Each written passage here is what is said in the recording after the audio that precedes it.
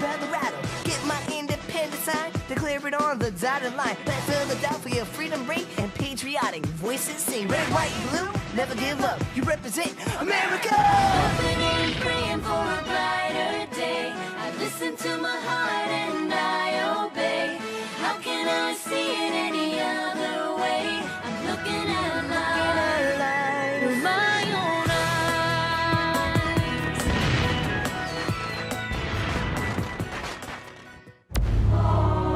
eyes. Here are some exciting scenes from today's episode of Liberty's Kids. What are the terms our American spy presents to us? Sir, with all due respect, this is an unacceptable risk. Should I pose as John Anderson, as he suggests, and be captured, I'll not be treated as a prisoner of war, but as a spy. And as you know, sir, captured spies are hanged.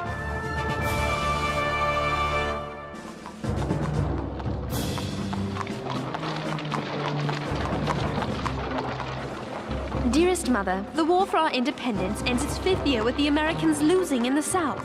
The British took Charleston, and with it, over 5,000 American soldiers. From his stronghold in New York, British Commander General Clinton controls the coast. Only the fortifications at West Point stop him from using the Hudson River to cleave the states in two. General Washington tries valiantly to gain ground in New York, but we are at a stalemate. To make matters worse, there is constant talk of spies. Just the other day, James told us of his conspiracy theory. Sarah! James says there's only one explanation as to why things are going badly for General Washington. And what might that be, James? Spies. Spies? What proof of that could you possibly have? What happened when General Washington planned to attack Sir Henry Clinton in New York? Nothing happened. Exactly. Because of Clinton's sudden countermoves that could only have taken place if the English had secret inside information. Makes sense to me. If James were correct, which I hope he is not, the spy would have to be someone in a trusted position close to General Washington. And I cannot imagine who could be so disloyal to such a noble person and such a noble cause.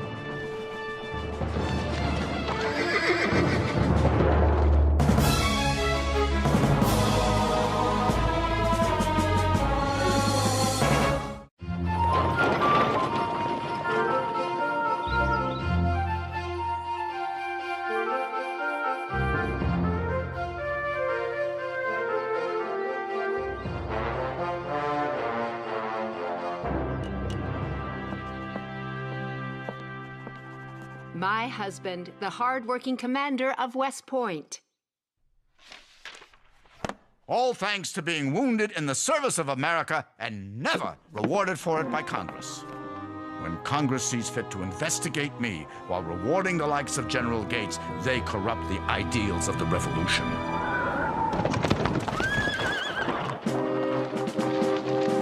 I'm so excited about the story I am covering. General Benedict Arnold, the hero of the Battle of Saratoga, is in command of the strategically important West Point. So? So, I was there at Washington's headquarters when he got command. Benedict, I have great news. I would like you to take command of the left wing of my army. It is too great a prize for one as unworthy as I. Nonsense. You earned it. There is no general more valiant leading his men in the field of battle. I cannot, as much as I wish to, accept so high an honor. I am afraid the old wounds will not allow it. My leg is too bothersome to allow me to ride, much less endure the hardships of battle. You are too good a friend, Benedict, and too valuable a general to be wasted in Philadelphia. Perhaps I could serve in another capacity, one less strenuous than a field command. I can't think of any. West Point. Excuse me, General, it's just the command of West Point is available, and you yourself have spoken of its importance. True. With it, we control the Hudson River and keep the British bottled up in New York City. Lose it, and the British are free to travel the Hudson River. Then I'd best put my best general in charge to secure the fort and the war. The job is yours. You do me a great honor. Let's see. A story about Benedict Arnold sitting around commanding a fort versus one about spies on Washington's staff. At least my story isn't a figment of my imagination. We'll see what you think after I get back from talking to Colonel Livingston.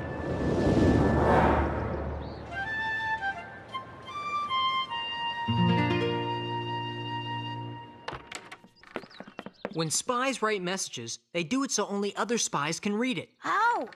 Sometimes they use invisible ink. Oh, I love invisible ink. It shows up when you heat it. Right.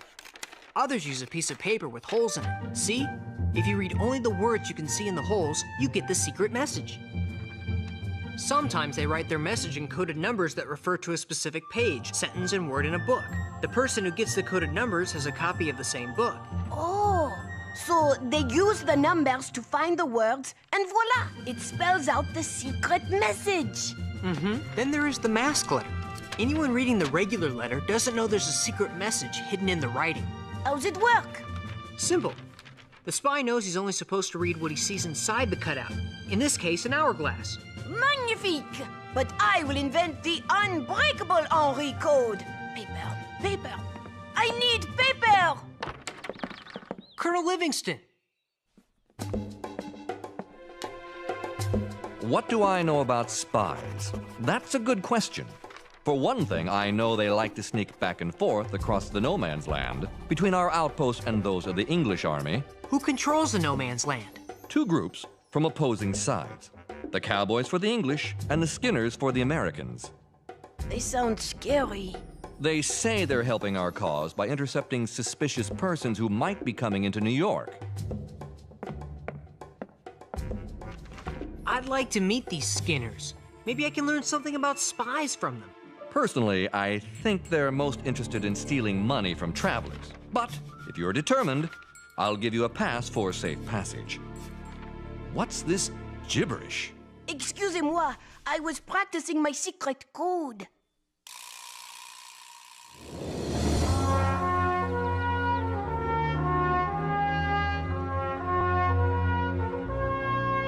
General Washington, I expect you're pleased to have Benedict Arnold command the fort at West Point.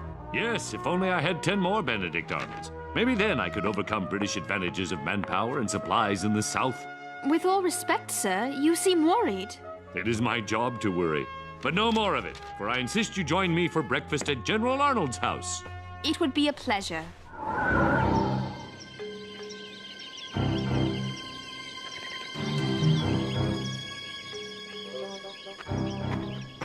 I've got to relax. I'm sure I will come across a skinner before I meet a cowboy.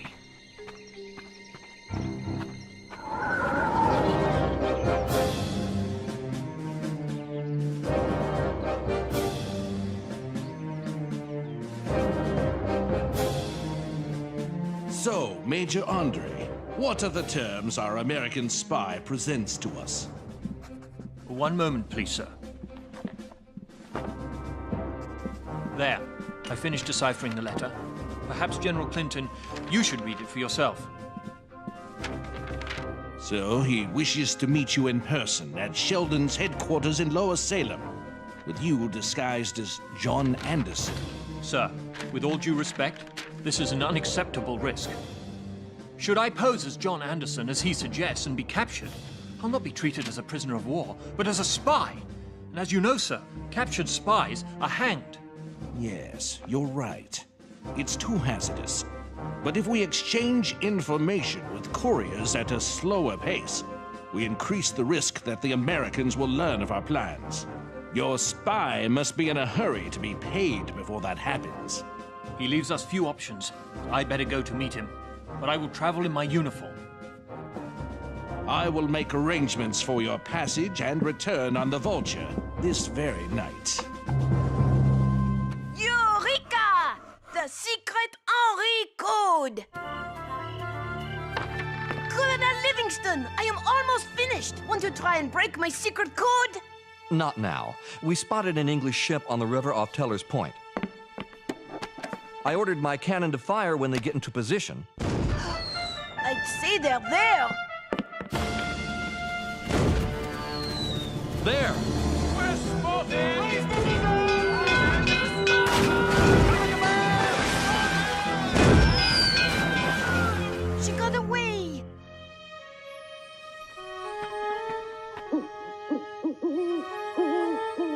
just an owl. Going somewhere?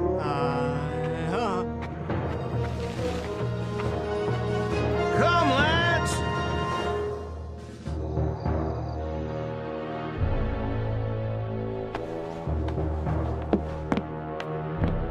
We meet at last, Major Andre. Major General Arnold. I trust your journey was without peril? So far. Do you realize, sir, the dangerous position you have put me in by asking me to meet you here? You had better have a good reason for such an imprudent demand. Oh, I have many good reasons. After the American Congress failed to give me the promotions I deserved, they accused me of misusing their money. Perhaps it will make you feel better to know you shall be given a rank and commission in the British Army befitting a general of your talents. And the 20,000 pounds? Your new loyalty commands a high price, but we agree. Thank you. Sadly, I find myself deeply in debt due to some ill-fated business ventures and my wife's lavish lifestyle. My regards to your wife. I have not had the pleasure of seeing her since our occupation of Philadelphia. Ah, yes. Peggy never really lost her fondness for the crown and Mother England. She is not alone in her affection for His Majesty. There are a great many loyalists. And I expect there will be a great many more when they hear of my defection. We all know the war goes badly for the Americans in the South. I, for one, believe you British will be victorious, and I'd like to be on the winning side. May we get to the point? Every moment I delay increases the chances of my being discovered. Sir, I give you victory. These are plans to the fortifications at West Point, along with the placement of the troops under my command and my promise to further weaken the garrison by sending most of the troops to the countryside. Information I'm sure General Clinton will find useful when he attacks. Sir, a victory at West Point allows us control of the Hudson River and the chance to win the war by splitting the rebel colonies in half. Exactly. And you get? Everything I asked for.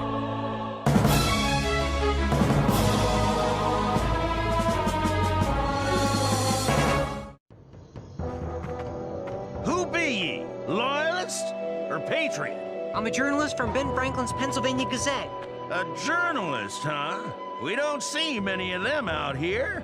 But you still didn't answer my question. I have a pass from Colonel Livingston. I'm looking for some Skinners. Why didn't you say so? We're Skinners. Phew. For a minute there, I thought you might be cowboys. Huh. For a minute, we thought you were a spy. And you know what we do to them.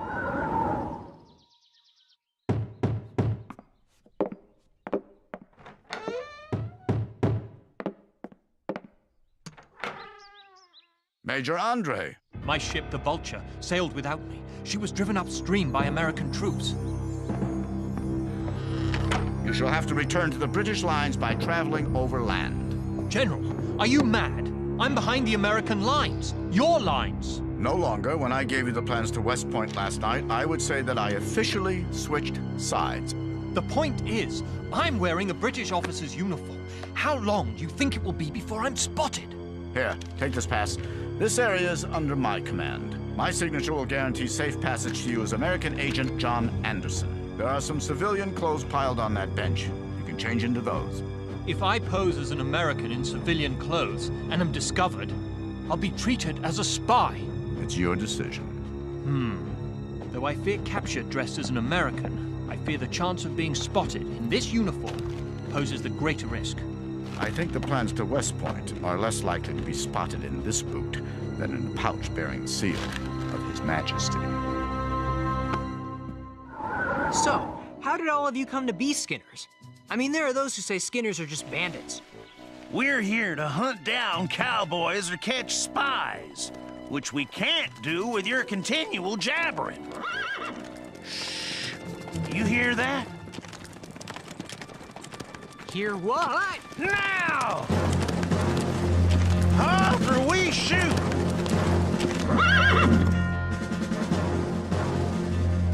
I am a British officer.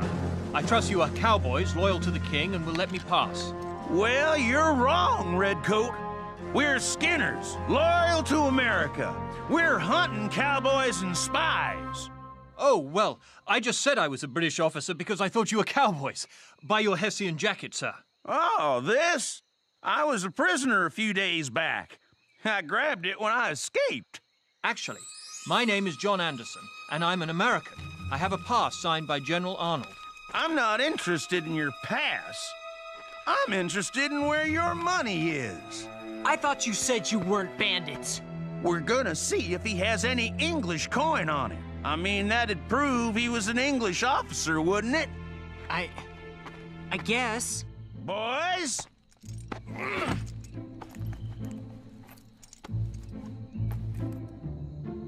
A gold and silver watch, but no money. Check his boots.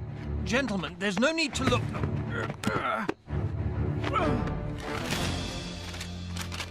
What have we got here? The way I read it, looks to be some sort of plan of West Point. You're a journalist. What do you make of it? These are the plans to West Point, all right. But what's he doing with them?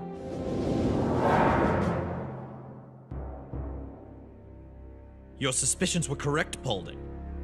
These are plans of West Point, and there appear to be notations telling how to render the fortifications useless. Paulding, I want you to take this man, these papers, and this message to General Arnold. I'm sure General Arnold can straighten this out. Not so fast. Jameson, am I to understand that this man was carrying plans of the fortifications at West Point? Yes, sir. You don't find that suspicious? I do. I want those papers sent with a message to General Washington that we are holding a man as a spy. Spy? If he's a spy, then he must be communicating with someone close to Washington. My theory. I was right. I pray your so-called theory is wrong. For if these papers were indeed written by Arnold's hand, then that would make Benedict Arnold a traitor as well. This is terrible. I've got to find Sarah. Gentlemen, please, have some breakfast. Aides to General Washington are always welcome at the Arnold breakfast table. She's right, gentlemen. I may be a general, but I never, ever argue with my wife. Thank you, Samantha. Ah, it's a message from Talmadge. Oh, and Samantha, please prepare some more food. General Washington and a guest will be arriving shortly. Benedict, what is it? Something's come up, dear. We must talk upstairs. Gentlemen, if you'll excuse us for a moment. Quick, close the door. Benedict, what is... I must leave immediately. My life depends on it. Leave? Benedict, you're scaring me. I don't have time to explain. I gave the plans of West Point to Major Andre. What for? John's involved with you in something? Yes, he's been caught. It won't be long before Washington learns I've betrayed America to the British and they come to arrest me. This is terrible. What should I do? So you know nothing of any of this. Benedict? I love you, but I must go. Now, I'll be in contact. I'll do what I can to help. Good morning, General Arnold. General Washington has given me the pleasure of joining you.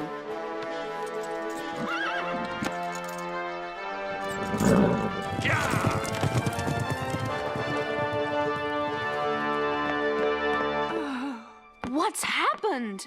It must have been the eggs in the pancake batter. There, I'm feeling better already. Why did General Arnold ride off just now? Sarah! The spy has been telling the British everything? It's Benedict Arnold!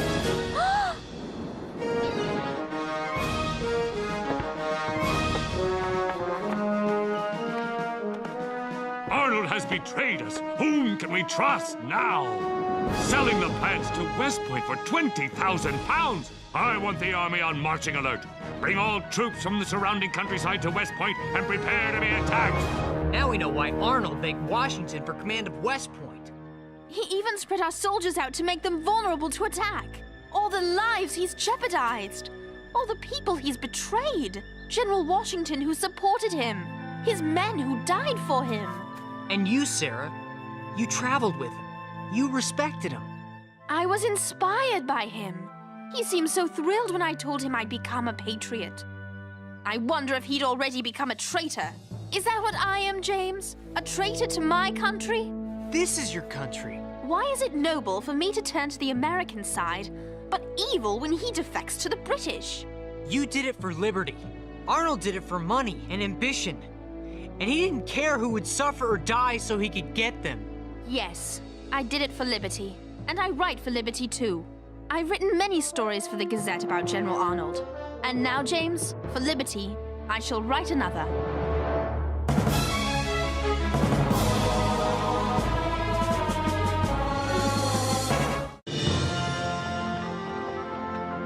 We have all been betrayed by Benedict Arnold. Those of us who knew of him, and those of us who knew him. Follow me to victory! Some think the treachery of such a great soldier will cause us to lose heart and give up our fight. But I know it will not, because we do not fight for Benedict Arnold. We do not even fight for George Washington. We fight for freedom.